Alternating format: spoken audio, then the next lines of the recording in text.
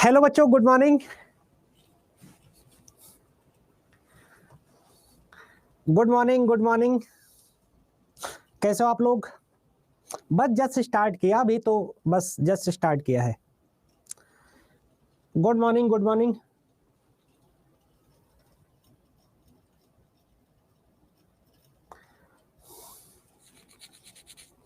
Good morning. अब मेरी class सुबह मॉर्निंग में होगी। मैं ठीक हूं।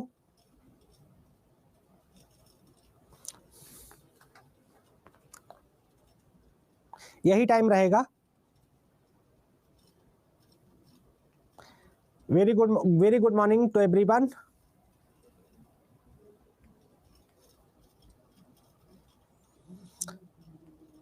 रात में काफी लेट हो जाता था, तबीयत भी खराब हो जाती थी।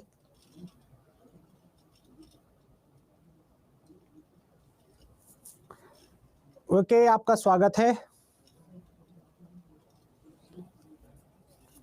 चलिए,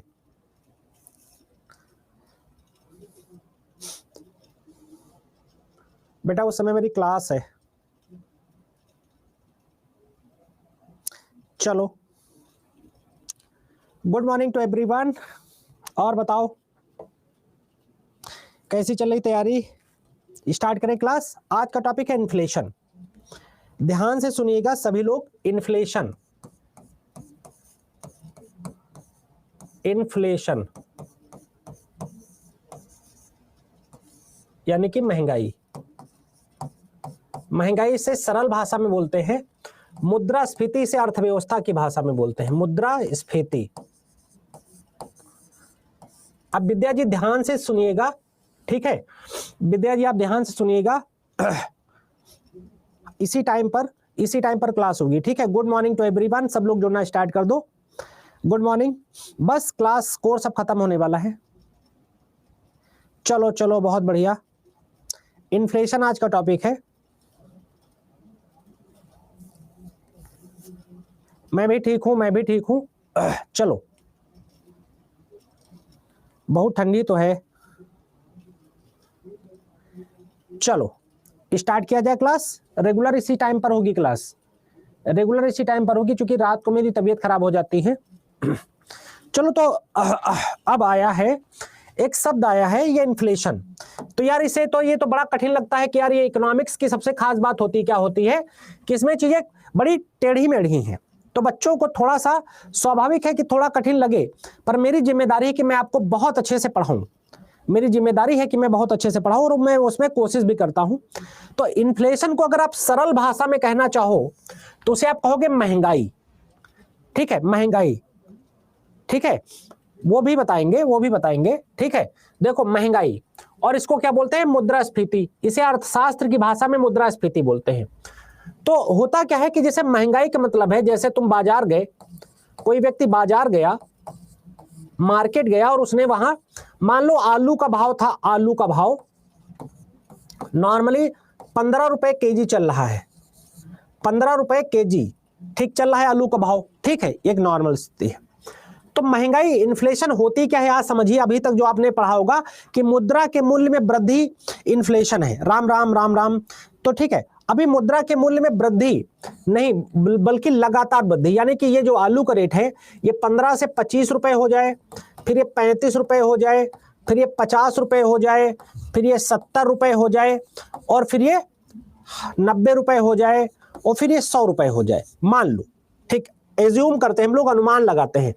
तो महंगाई इसे या इन्फ्लेशन उसे बोलते हैं मेरे दोस्त जिसमें वस्तु का मूल्य निरंतर बढ़ता चला जाता है 2 तिमाही तक। ठीक है, इन्फ्लेशन, मुद्रास्फीति उसे बोला जाता है। मुद्रास्फीति किसे बोलते हैं? मुद्रास्फीति से आशय है, क्या आशय है, क्या इससे अर्थ है कि 2 तिमाही तक, यानी 6 माह तक, 2 तिमाही यानी कि 6 मंथ तक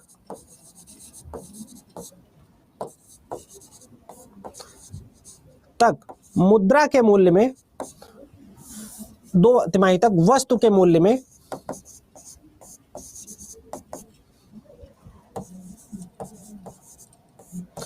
लगातार वृद्धि होती जाए।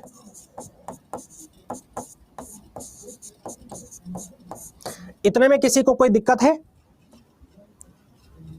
हाँ, ये भी लिखना है, ये लिखिएगा, ठीक है, जिससे आपको अनुमान लग पाएगा।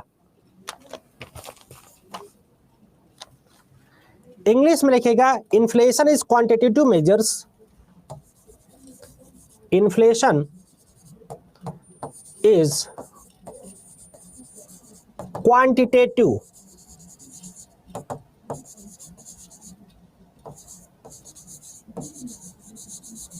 Inflation is quantitative measures of the rate,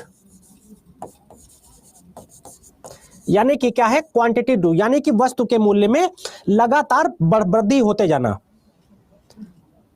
दो के बाद क्या लिखा है, मुद्रास्फीति से 2 तिमाही तक, 2 तिमाही मतलब 6 महीने तक वस्तु के मूल्य में लगातार वृद्धि होते जाना, है ना। मतलब जैसे मैंने बताया ना कि आलू एक दिन में मिल रहा है, 1 तारीख को मिला है 15 रुपए किलो, 5 तारीख को मिला है 25 रुपए किलो, 7 तारीख को मिला है 35 रुपए किलो, ऐसे लगातार वृद्धि होते चले जाए। क्लियर है सबको? बस अभी जस्ट 11 बजे से क्लास स्टार्ट हुई है, जस्ट 11 बजे क्लास स्टार्ट हुई है अभी। बेटा इतना क्लियर हुआ? इतने में कोई दिक्कत है? पूजा जी आपको दिक्कत हो रही थी? बस जस्ट स्टार्ट हुआ है, इतना क्लियर है? पूजा जी आप बताओ, जिसको भी नहीं समझ में आ रहा था, कोई एक बच्चा बता रहा था, कोई एक बच्चा बता रहा था कि उसको नहीं समझ में आ रहा है, तो बताओ क्लियर हुआ बेटा?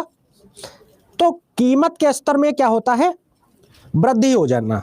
अब इसको थोड़ा सा सबको समझ में आना चाहिए टू जेड। जैसे रागिनी ने कहा कि नहीं समझ में आया, अब जैसे रागिनी सर कुछ पूछना है प्लीज बताइए, ठीक है। देखो यहां पहले एक चीज समझो, वस्तु के मूल्य में लगातार वृद्धि होते जाना, वस्तु का मूल्य। अब जैसे ऐसे समझते हैं कि जैसे ऐसे समझते हैं, उदाहरण से उदाहरण ले लेते हैं। जैसे मान लो कोई वस्तु है, जैसे पेट्रोल था, अगर अपने पापा और मम्मी से पूछोगे, जैसे मैं अपना बताऊं तो मैंने सबसे पहले जब पेट्रोल खरीदा था तो 27 रुपए में पेट्रोल खरीदा था, 27 रुपए दिया, 1 लीटर पेट्रोल मिला। ये बात 2000 आई थिंक 2005 की है, 2004 या 5 की बात है, कुछ ऐसे 2004 या 5 की बात है, ठीक है। वो बढ़ा दूंगा, वो पढ़ा दूंगा जागृति, ठीक है, वो पढ़ा दूंगा, परेशान न हो, इसको ध्यान से देखो पहले।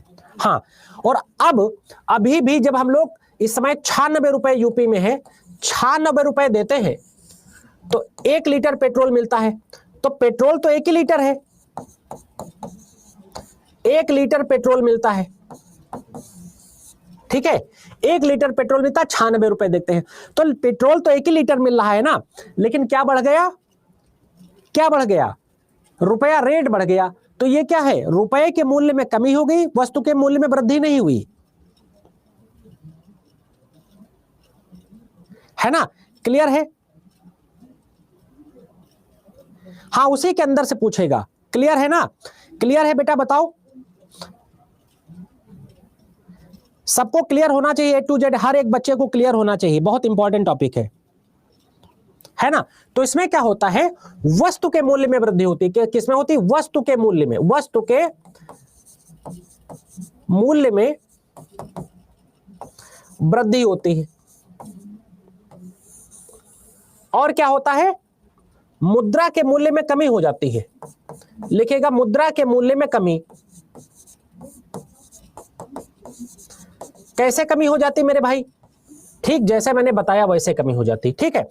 मुद्रा के मूल्य में कमी ही तो हुई कि भैया जहां 27 रुपए कभी देते तो 2004 में, अब 96 रुपए दे रहे हैं, तो रुपए का वैल्यू घट गया और उसका वैल्यू बढ़ गया। हाँ, नया चैप्टर है ना। क्लियर है? क्लियर है? हाँ, टाइम यही रहेगा, टाइम यही रहेगा मेरे भाई, टाइम यही रहेगा।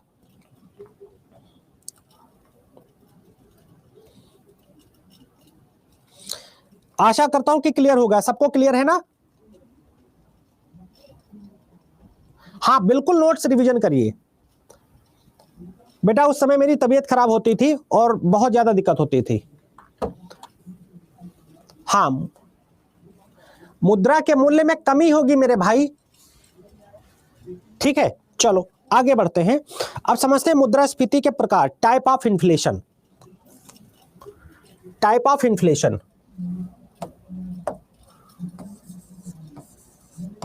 मुद्रास्फीति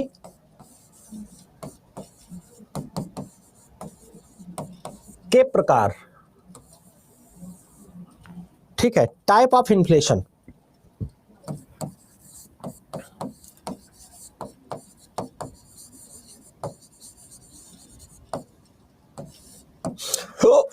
टाइप ऑफ इन्फ्लेशन, तो बहुत सारे प्रकार होते हैं। तो सबसे पहला हम लोग लिखेंगे क्रीपिंग या रेंगती हुई मुद्रास्फीति। सबसे पहला लिखेंगे प्रकार रेंगती हुई मुद्रास्फीति, इसे इंग्लिश में बोलते हैं creeping, creeping inflation, creeping inflation, रेंगती हुई मुद्रास्फीति, क्रीपिंग इन्फ्लेशन। ठीक है, रेंगती हुई मुद्रास्फीति क्या होती है, आइए देखते हैं रेंगती हुई मुद्रास्फीति क्या होती है।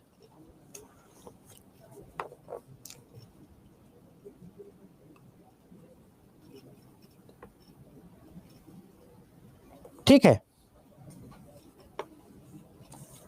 देखो मुद्रास्फीति, देखो लिखे गए वह, अभी समझाता हूं, वह मुद्रास्फीति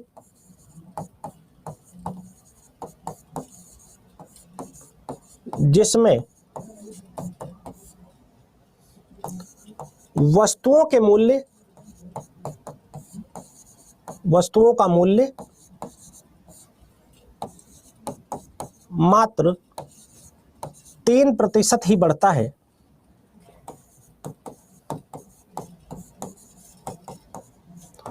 अर्थात ज्यादा नहीं बढ़ता,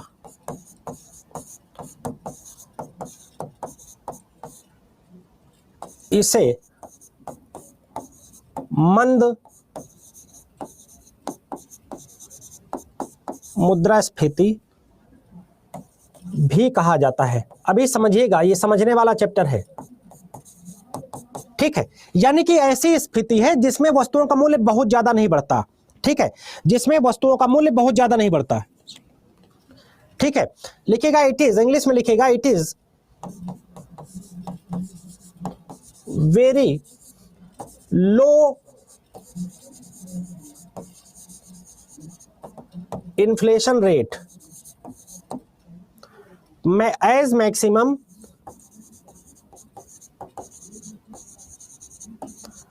3%।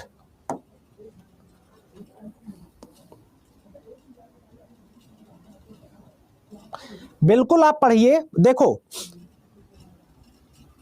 इसी टाइम क्लास हो गया है। देखो मुद्रास्फीति जिसमें वस्तुओं का मूल्य मात्र 3% बढ़ता है, मतलब इसे मंद मुद्रास्फीति भी बोलते हैं, मंद मुद्रास्फीति भी बोलते हैं, जिसमें वस्तु का मूल्य ऐसा नहीं कि 3 रुपए वाली चीज 30 रुपए की बिकने लगी, ऐसा नहीं होगा। 3 रुपए वाली चीज में 3% ज्यादा से ज्यादा वृद्धि होगी बस, तो 3 तरक्की 9, यानी 3 रुपए 90 पैसे की बिकेगी वो बस। ठीक है sir, you are the best, thank you very much. चलो सबको समझ में आ गया। वस्तु के मूल्य में इसमें बहुत ज्यादा वृद्धि नहीं होगी मेरे भाई, इसमें क्या होगा, वस्तु के मूल्य में बहुत ज्यादा वृद्धि नहीं होगी।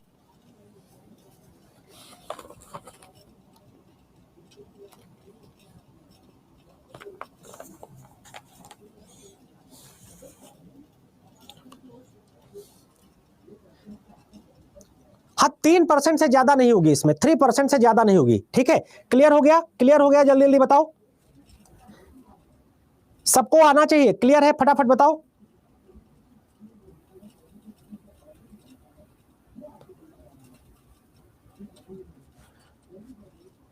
चलो ठीक है, चलो आगे बात करते हैं। अब बात करते हैं मांग प्रेरित मुद्रास्फीति के बारे में। मांग प्रेरित मुद्रास्फीति, यह बहुत खतरनाक है। मांग प्रेरित मुद्रास्फीति,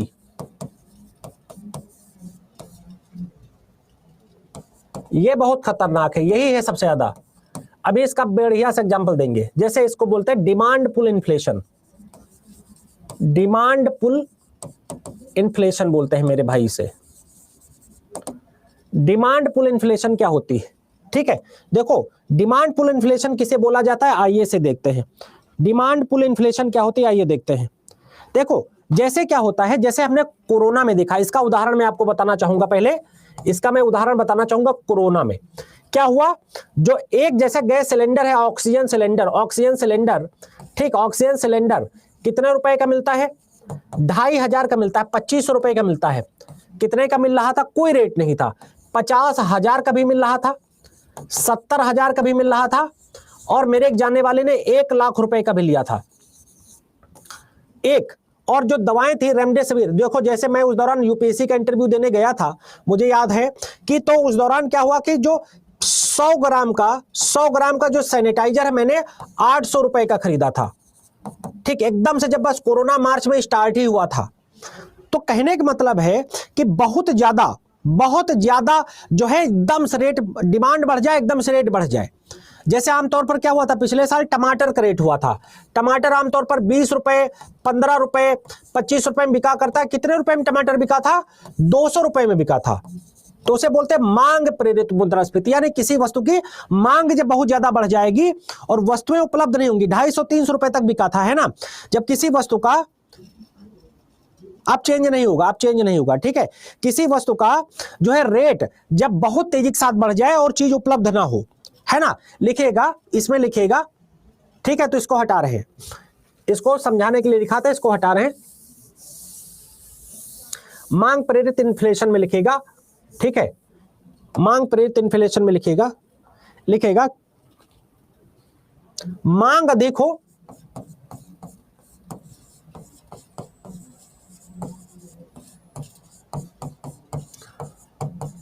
परंतु उपलब्धता वस्तु की कम हो,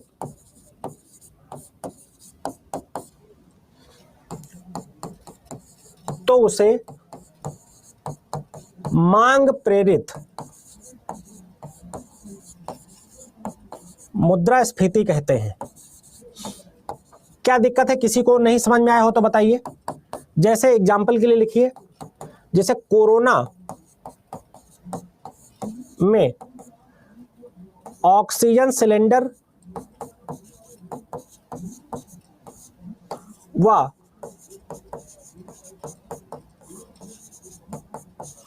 दवाओं के दाम बढ़ना, ऑक्सीजन सिलेंडर व दवाओं के दाम बढ़ना, है ना, क्लियर है? इंग्लिश में भी लिखा रहे हैं, ठीक है। लिखेगा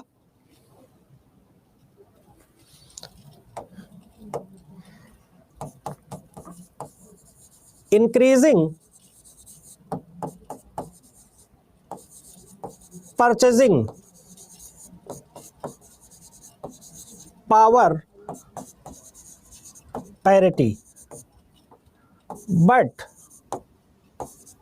गुड्स अवेलेबिलिटी वेरी लो।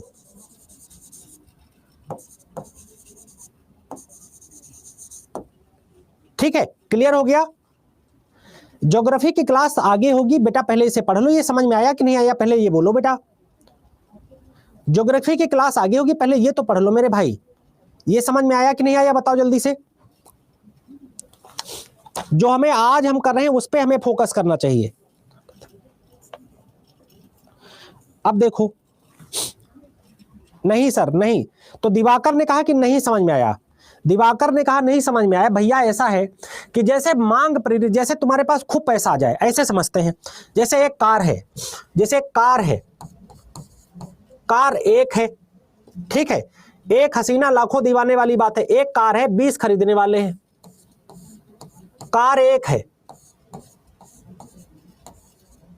और खरीदने वाले 20 लोग हैं, तो क्या होता है, हमेशा वो चीज का रेट बहुत ज्यादा बढ़ जाएगा कि नहीं बढ़ जाएगा? कार एक है, खरीदने वाले 20 लोग हैं, तो उसे क्या होगा, लोग बढ़ा के रेट देने के लिए तैयार हो जाएंगे कि नहीं तैयार हो जाएंगे? आप समझ में आया कि नहीं आया? और अभी भी नहीं समझ में आया तो जाओ चाय पी के आओ जाके, फिर थोड़ा तब समझ में आएगा। ठीक है, अब बात करते हैं लागत जन मुद्रास्फीति।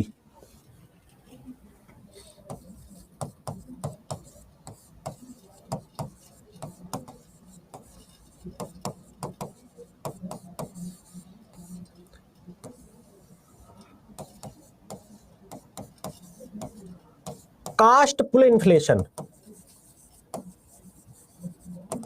अब इसको पहले समझ लो फिर लिखो, ठीक है। कास्ट पुल इन्फ्लेशन, मान लो तुम किसी शहर में रहते हो, हाँ बोली लगाने में भी यही होता है, इसलिए मैंने वो एग्जांपल दिया, ठीक है। अब जैसे तुम कई शहर में रह रहे हो, जैसे मान लो गांव में 1 बीघा जमीन का रेट है, 1 बीघा जमीन का रेट कितना है, मान लो है कि 10 लाख रुपए है, मान लो,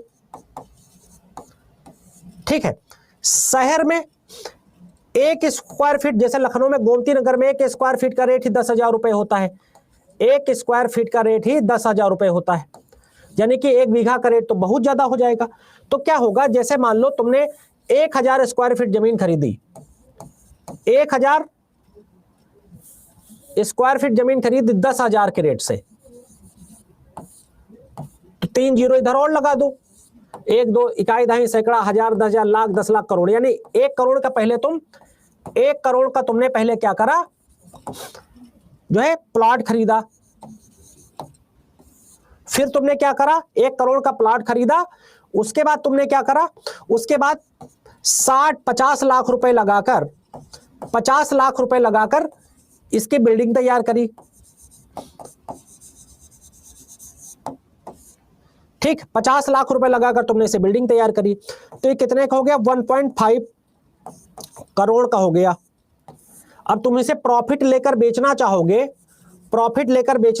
तो इसे कितने में बेचोगे, 1.75 या 2 करोड़ के आसपास इसे बेचोगे। तो यहां हर चीज का लागत क्या है, ज्यादा है। यहां हर चीज का लागत क्या है, ज्यादा है कि नहीं है, ज्यादा है कि नहीं हर चीज का रेट। और यहां वही चीज कितने की मिल रही, 10 लाख रुपए की मिल रही। तो जहां लागत जब किसी चीज की ज्यादा होगी तो बिकेगी भी ज्यादा। अब जैसे ये फोन है, ठीक है, ये वीवो का फोन है, ये फोन मिल रहा है 16,000 का मैंने खरीदा था, और वही एप्पल का फोन होता है जो वही फोन 80,000 रुपए 90,000 रुपए या 1 लाख रुपए का मिलता है। तो सिंपल बात है ना।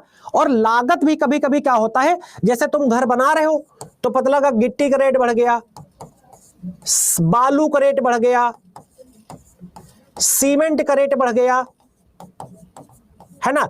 लेबर नहीं मिल रहे हैं, लेबर जो तुमको 300 रुपए पर डे पे मिलता था वो कह रहा अब हम 400 रुपए पर आएंगे, वो कह रहा कि अब हम 400 रुपए आएंगे।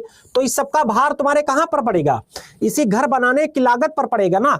और जब तुम महंगा तैयार करोगे तो महंगा बेचोगे ना मेरे भाई। क्लियर हो गया कि नहीं हो गया मेरे भाई, क्लियर हो गया कि नहीं हो गया, जल्दी बताइएगा।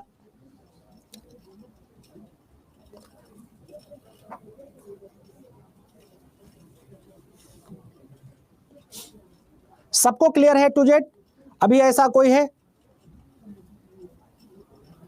ये प्रिया नाच कह रही नहीं क्लियर है, क्या हुआ बेटा, अभी सो के नहीं उठी हुई क्या?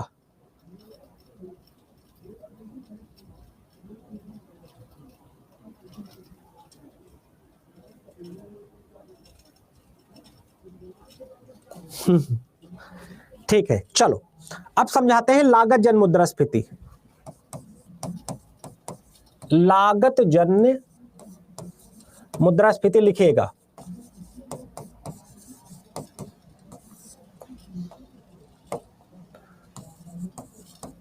जब किसी वस्तु की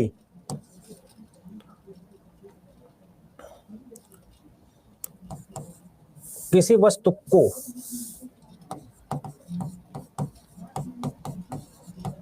बनाने या निर्मित करने में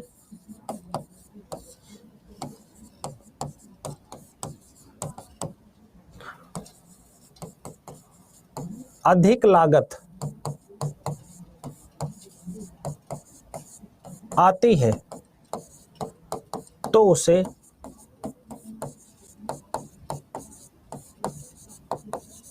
लागत जन्य मुद्रास्फीति कहते हैं। लागत जन्य मुद्रास्फीति कहते हैं।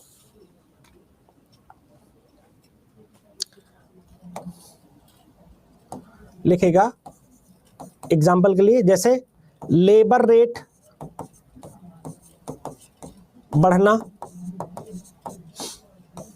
जैसे मान लो घर बना रहे हैं तो सीमेंट, बालू, गिट्टी, मोरंग का भाव बढ़ जाना।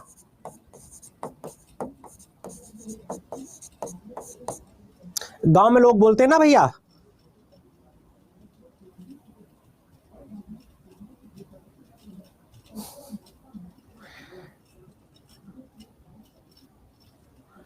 चलो क्लियर है पूरे तरीके से।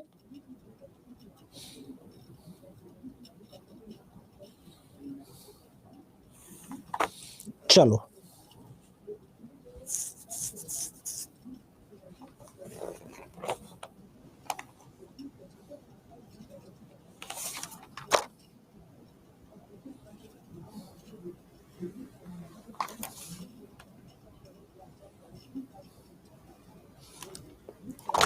ठीक है, पूरा क्लियर है, पूरा क्लियर है।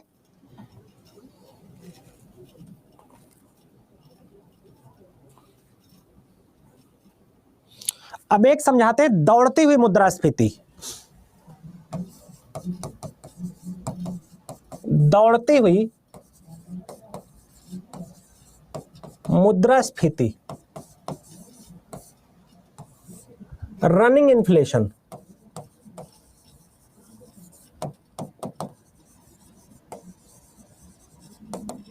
रनिंग इन्फ्लेशन, रनिंग इन्फ्लेशन क्या होती है? दौड़ती मुद्रास्फीति क्या होती है? पहले लिखिएगा, मुद्रास्फीति का वह प्रकार जिसमें किसी वस्तु के मूल्य में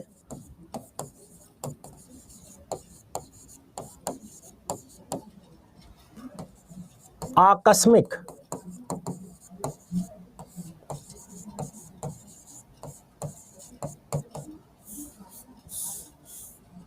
वृद्धि हो जाए। दौड़ती हुई मुद्रास्फीति, ठीक है, दौड़ती हुई मुद्रास्फीति। इसमें क्या होता है, जैसे फॉर एग्जाम्पल के लिए किसी वस्तु का मूल्य जो है 10 से 20% तक बढ़ जाए। ठीक है, दौड़ती हुई मुद्रास्फीति। जैसे जैसे तुमसे कहा जाए, जैसे आपसे कहा जाए, एक बात समझिएगा, ठीक है, हाँ इंग्लिश में भी लिख रहे हैं, ठीक है।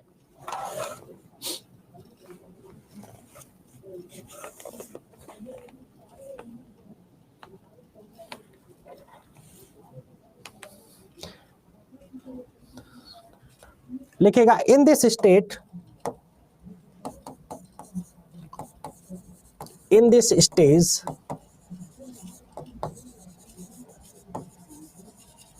inflation rate, in this stage inflation rate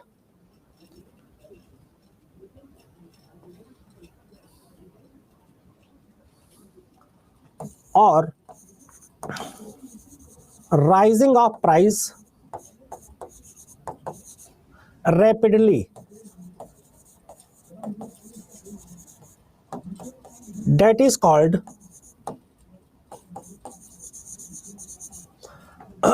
running inflation।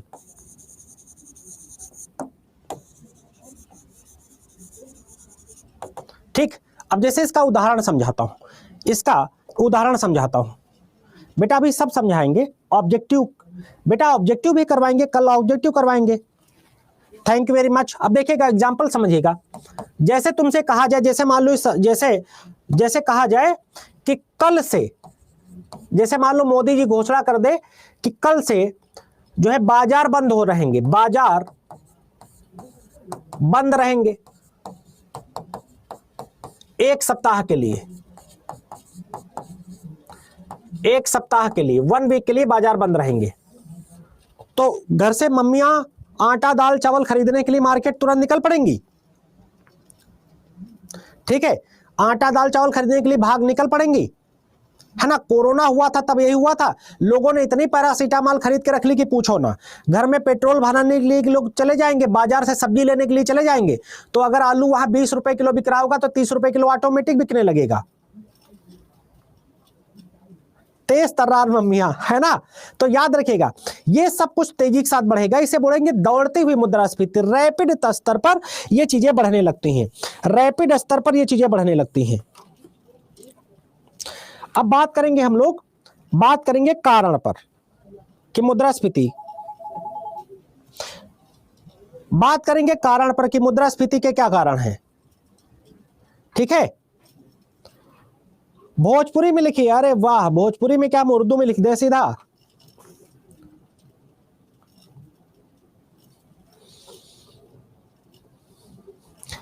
ठीक है सर, चलो थैंक यू वेरी मच। अगर मुझे, मैं पढ़ा लेता हूं, थोड़ा आपको समझ में आता है। किसी बच्चे ने कहा बड़ा गंदा पढ़ाते हैं। चलो अब बात करते हैं मुद्रास्फीति के कारण।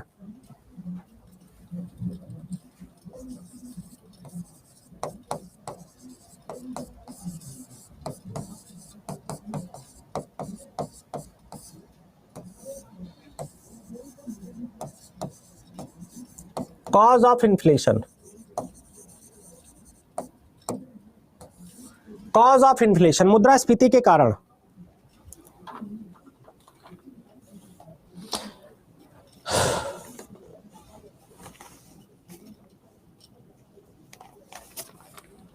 मुद्रास्फीति के कारण। ठीक है, तो अगर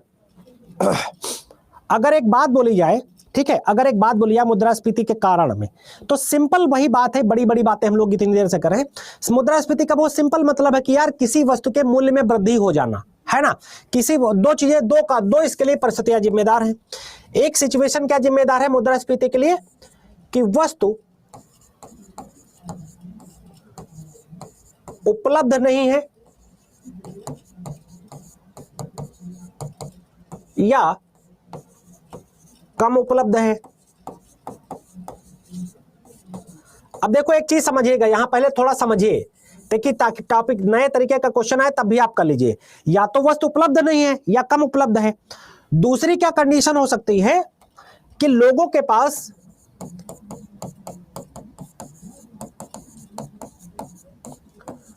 अधिक पैसा है,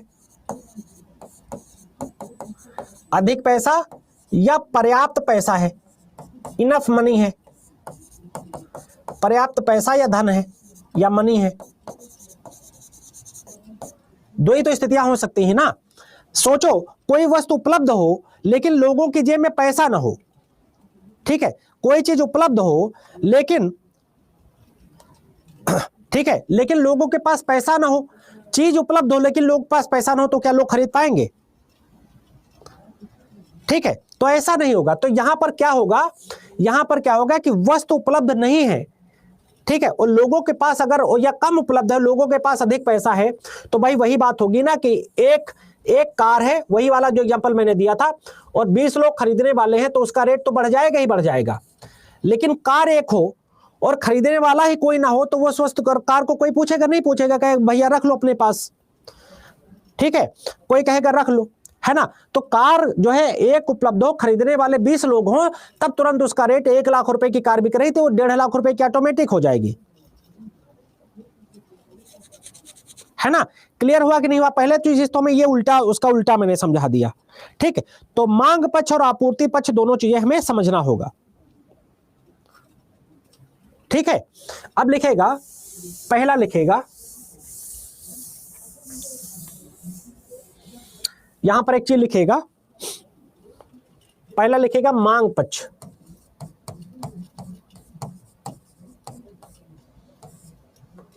डिमांड साइड।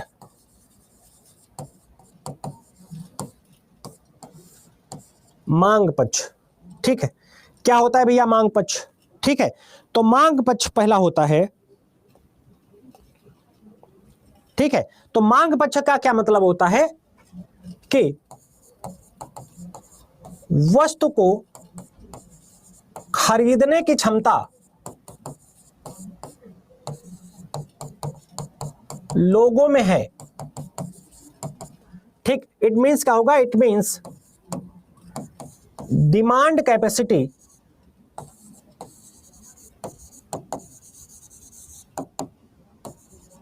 मेंटेन इन मार्केट जैसे जब कोरोना हुआ था तो लोग क्या बोलते थे, अरे भैया सब तो गरीब हो गए, लोगों के जेब में पैसे नहीं, दुकान खोले बैठे रहते हैं, कोई नहीं पूछता है ना, कोई नहीं पूछता है। वस्तु को खरीदने की क्षमता अगर लोगों में है, ठीक है, तभी तो महंगाई बढ़ेगी। मांग पक्ष का तो यही मतलब है ना, मांग पक्ष का तो यही मतलब है, सिंपल बात है ना। तो क्या होगा अब, और कैसे बढ़ सकता है, इसमें पहला पॉइंट लिखेगा सार्वजनिक व्यय में वृद्धि। अब ध्यान से समझिएगा, growth in public expenditure, growth in public expenditure, ठीक है, सार्वजनिक व्यय में वृद्धि, वस्तु को खरीदने की क्षमता लोगों में है, ठीक है, थैंक यू वेरी मच बेटा, ठीक है, वस्तु को खरीदने की क्षमता लोगों में है ना। सो सार्वजनिक व्यय में वृद्धि, सार्वजनिक व्यय में वृद्धि, हाँ, इट्स डिमांड लिखेगा demand capacity maintain in the market, कि बाजार में लोगों में खरीदने की क्षमता है, सार्वजनिक व्यय में वृद्धि, ग्रोथ इन पब्लिक एक्सपेंडिचर, ठीक है, सार्वजनिक व्यय में वृद्धि इसका मतलब हुआ, ठीक है। चलो अब ये कैसे होगा, अब सार्वजनिक व्यय का मतलब क्या होता है कि सरकार खर्च करे, जैसे सरकार ने क्या करा, सरकार लिखेगा सरकार विभिन्न परियोजनाओं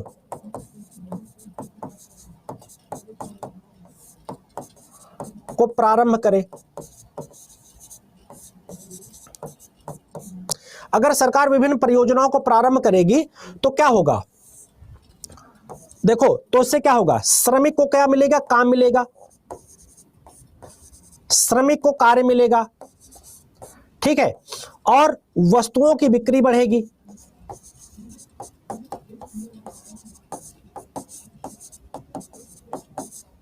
ठीक है, क्योंकि जब सरकार खर्च करेगी तो उसमें मजदूर काम करेगा, उसको काम मिलेगा तो शाम को खरीदेगा वस्तुएं, उसमें खर्च करेगा, ठीक है। अब मान लो जैसे कोई प्रोजेक्ट बनना है, मान लो राम मंदिर बनना है, इस समय राम मंदिर बन रहा है, तो राम मंदिर में काम करने वाला हजारों मजदूर है कि नहीं है, राम मंदिर में काम करने वाला हजारों मजदूर है कि नहीं है। तो इस समय अयोध्या में हाँ बेटा बिल्कुल, मेरा मेंस क्लियर था, मैंने यूपीएससी का इंटरव्यू दिया है, ठीक है, यूपीएससी का मैंने इंटरव्यू दिया है, ठीक है। तो क्या होगा, राम मंदिर में बन रहा है तो वहां रहे, आजकल चीजें महंगी होगी कि नहीं होंगी, क्योंकि खरीदने वाले बहुत ज्यादा लोग हैं, तो ये चीजें होंगी कि नहीं होंगी।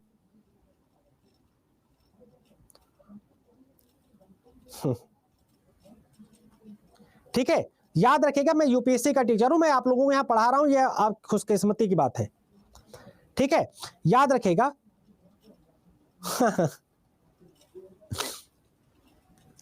सबकी किस्मत एक जैसी नहीं होती, अगर मैं पास होता तुम लोग पढ़ाता कौन।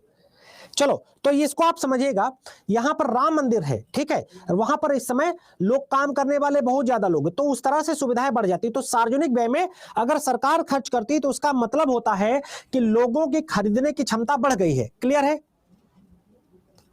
चलो बहुत बढ़िया। दूसरा है सस्ती मौद्रिक नीति, दूसरा पॉइंट इतना लिख लिया है, लिखेगा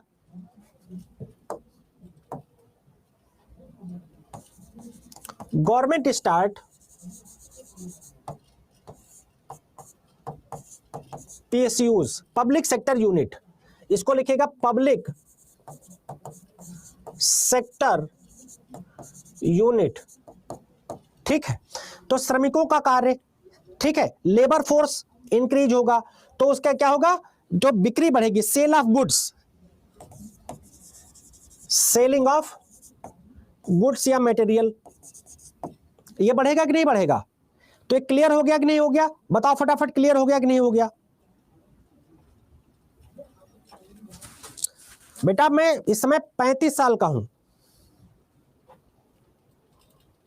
समझ में आ रहा है कि नहीं आ रहा है।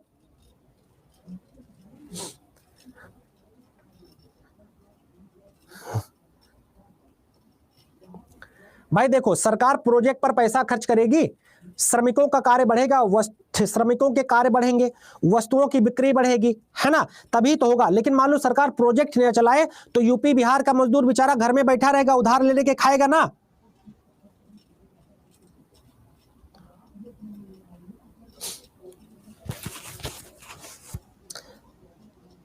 पब्लिक सेक्टर यूनिट मतलब सरकारी बैंक, सरकारी चीजें हैं, सरकारी जो चीजें हैं, जैसे सरकारी कंपनियां, उसे पब्लिक सेक्टर यूनिट बोलते हैं।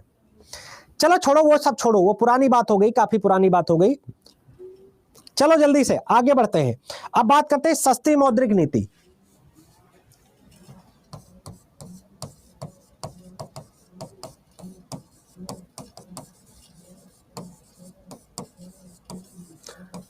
अब ये भी एक चीज है, सस्ती मौद्रिक नीति का मतलब है सस्ती मौद्रिक नीति, ठीक है।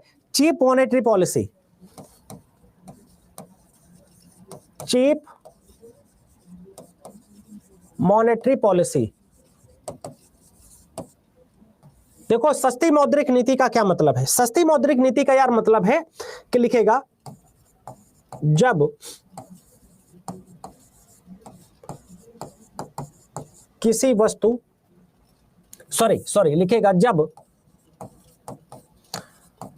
बैंक की ब्याज दर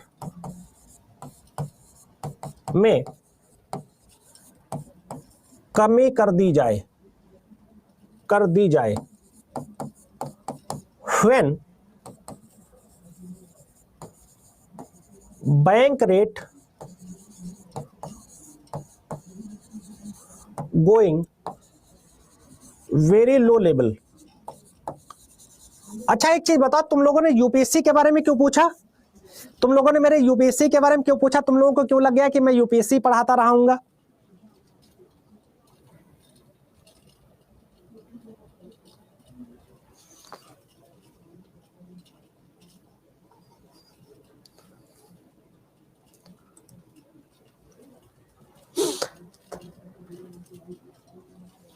पीडीएफ तुरंत मिलता है। हाँ मैं तो बोला ही था, पर तुम लोगों को ऐसा क्यों लगा?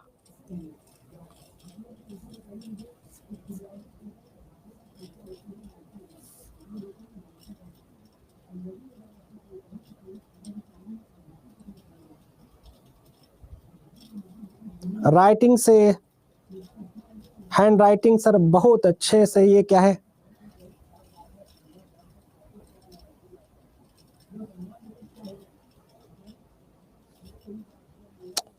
चलो चलो, अच्छा बोला तो था।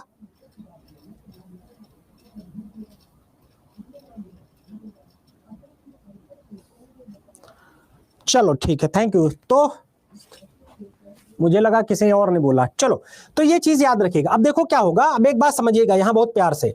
देखो ये बहुत कठिन चीज है इकोनॉमिक्स, लेकिन मैं इतना कोशिश करके आपको प्यार से समझाने की प्रयास करता हूं। देखो क्या होगा, जैसे मान लो, ऐसे समझते हैं, जैसे मान लो तुम्हारे गांव में एक व्यक्ति है जो क्या कहता है, वो जो क्या है, ब्याज देने पर पैसा तुला है, बैंक की छोड़ देते हैं, सरल बात करते हैं। गांव में एक व्यक्ति है जो ब्याज देने पर तुला है और कहता है कि हमसे 1 लाख रुपए ले जाओ,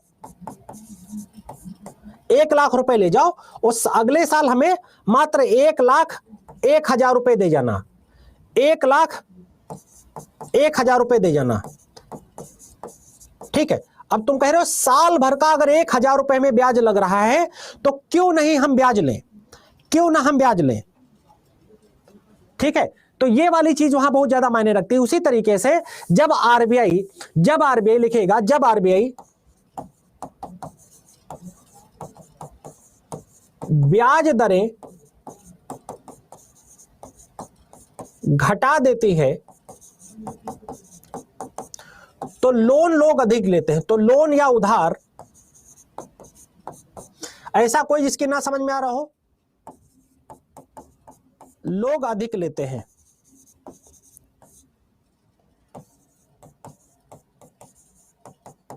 ठीक है। जब आरबीआई ब्याज दरें घटा देती है तो लोन या उधार लोग क्या करते हैं, ज्यादा लेते हैं।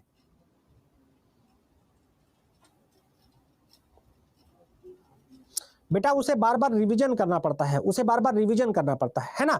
तो जब लोग ज्यादा लोन लेंगे तो ज्यादा व्यापार करेंगे, ज्यादा व्यापार करेंगे तो वस्तुएं ज्यादा खरीदेंगे, ज्यादा व्यापार करेंगे तो क्या करेंगे, वस्तु ज्यादा खरीदेंगे, तो वस्तु ज्यादा खरीदेंगे तो उसके खरीदार ज्यादा हो जाएंगे, और खरीदार ज्यादा हो जाएंगे तो आमतौर पर क्या होगा, तो महंगाई बढ़ जाएगी वस्तु, ठीक है, तो महंगाई बढ़ जाएगी।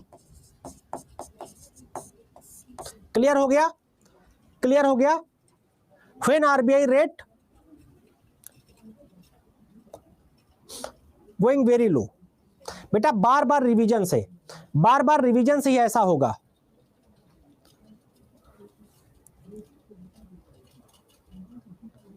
बेटा भूलने का तो हर कोई भूलता है, हर कोई भूलता है। अगर कोई बोले, जैसे कई बार लोग बोलते हैं कि मैं नहीं भूलता, झूठ बोलते हैं लोग, ठीक है, ये क्लियर हो गया। चलो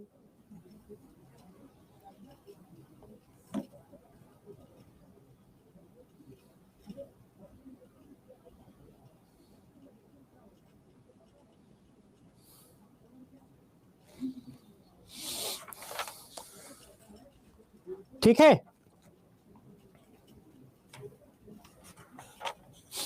अब एक लिखेंगे अंतर्राष्ट्रीय कारण, अंतर्राष्ट्रीय कारण लिखेंगे।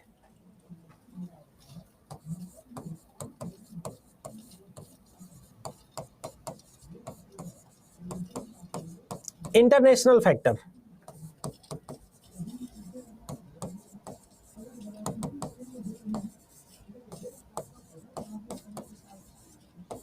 इंटरनेशनल फैक्टर, ठीक है। अब भैया ये क्या होता है, इंटरनेशनल फैक्टर क्या होता है, ठीक है। नहीं मेरा कोई सोशल ग्रुप नहीं,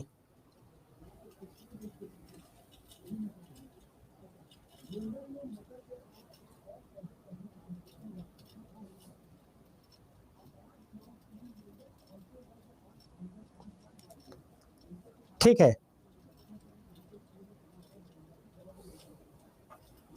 चलिए अंतर्राष्ट्रीय कारण क्या है, जैसे अंतर्राष्ट्रीय कारण का मतलब होता है, जैसे जैसे मान लो अभी क्या हो रहा है, रूस यूक्रेन का युद्ध चल रहा है, या इजराइल और हमास का युद्ध चल रहा है। तो इससे क्या होगा बेटा, इससे क्या होगा, जो दुनिया में एक दूसरी जगह माल आता जाता है, ठीक है, दुनिया में, दुनिया की जो ग्लोबल सप्लाई चेन है, दुनिया की जो ग्लोबल सप्लाई चेन है, यानी कि वैश्विक आपूर्ति श्रृंखला है, ग्लोबल सप्लाई चेन,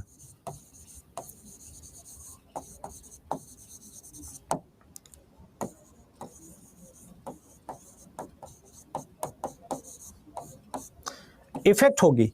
दुनिया की जो ग्लोबल सप्लाई चेन है वो क्या होगी, इफेक्ट होगी,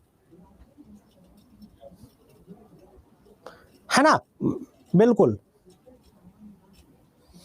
आपके जैसा टीचर नहीं देखा। चलो हाँ, वही फोकस करके पढ़ा रहे हैं और ज्यादा फोकस करके नहीं पढ़ा रहे, ठीक है। तो क्या होगा, दुनिया में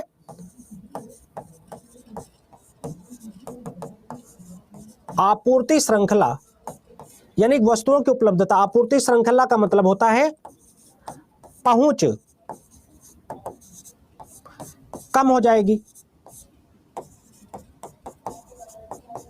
और जब पहुंच कम हो जाएगी तो क्या चीजें हो जाएंगी, वस्तुएं क्या हो जाएंगी, महंगी हो जाएंगी, वस्तुएं क्या हो जाएंगी, महंगी हो जाएंगी।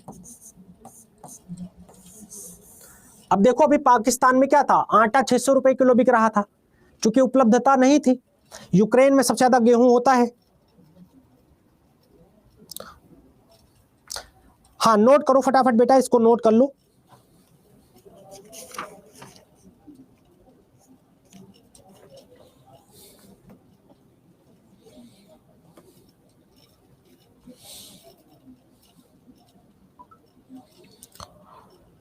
सबको भाई समझ में आ रहा है, मेरी पढ़ाई लिखाई छोड़ के सब लोग बताओ, सबको समझ में आ रहा है कि मैं अपना पूरा परिचय देता हूं, मैं लखनऊ से हूं, मैं अपना पूरा परिचय देता हूं। मैं पीएचडी कर रहा हूं, फाइनल स्टेज में है। मैंने एमफिल नेट कई बार क्वालिफाई किया, जेआरएफ एसआरएफ रहा हूं, ठीक है, और पढ़ाने का कई सालों का अनुभव है, लगातार यूपीएससी में पढ़ाता रहा हूं, तो इस वजह से मैं इस तरीके से पढ़ा पाता हूं। और मेरे पास बहुत सारी बुक्स है, ठीक है, ह्यूज 1500 से 2000 बुक्स है, और मैं लगातार पढ़ता रहता हूं, मैं ज्यादा बात नहीं करता, ठीक है। ग्लोबल सप्लाई चेन, लेकिन मेरा विश्वास है कि बच्चों को अच्छे से पढ़ाना चाहिए।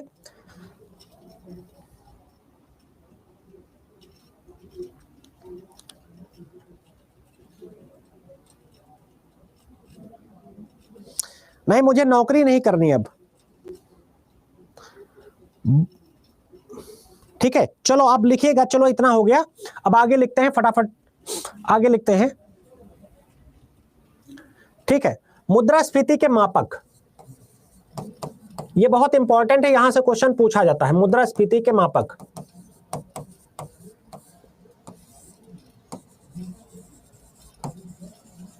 मेजर्स ऑफ इन्फ्लेशन, मुद्रास्फीति के मापक क्या है? मुद्रास्फीति के भैया मापक तो लिखिएगा, दो मापक हैं। पहला थोक मूल्य सूचकांक, ये जरूर याद रखिएगा, ठीक है, इसको बोलते हैं होलसेल प्राइस, होलसेल प्राइस। दूसरा है उपभोक्ता मूल्य सूचकांक,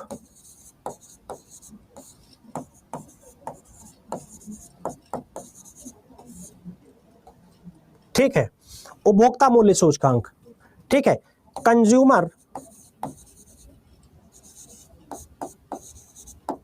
प्राइस इंडेक्स, ठीक है। थोक मूल्य सूचकांक का मतलब आप जानते ही हो, थोक में, जहां पर थोक में चीजें बिकती हैं, जैसे 100 किलो, 100 केजी, 200 केजी, ऐसे करके उसे बोलते हैं थोक मूल्य सूचकांक।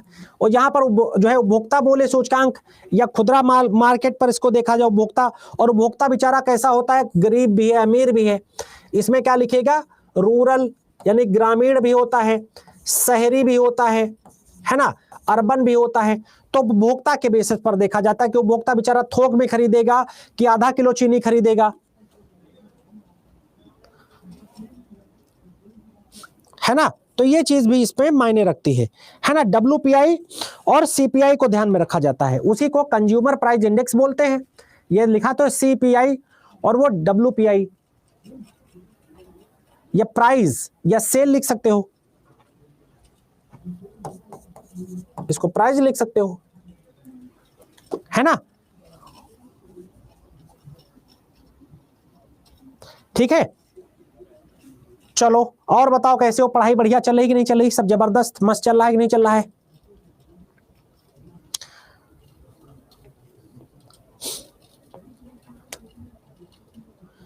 बुक आराम से पढ़िए, बुक आराम से पढ़िए, मस्त तरीके से पढ़िए, ठीक है, आराम से पढ़िए, मस्त तरीके से पढ़िए।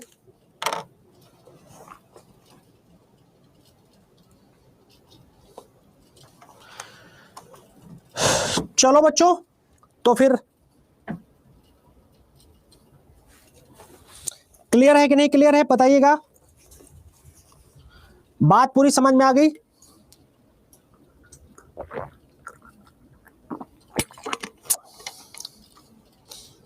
बढ़िया से पढ़ाई करिएगा, सिलेक्शन 100% होगा, ठीक है। जो पढ़ाया उतना पढ़िए बस। थैंक यू वेरी मच, मिलते हैं कल क्लास में, ठीक है। रेटिंग वगैरह आपको अगर अच्छा लगे तो रेटिंग जरूर अच्छी दीजिएगा, रेटिंग जरूर अच्छी दीजिएगा। Thank you.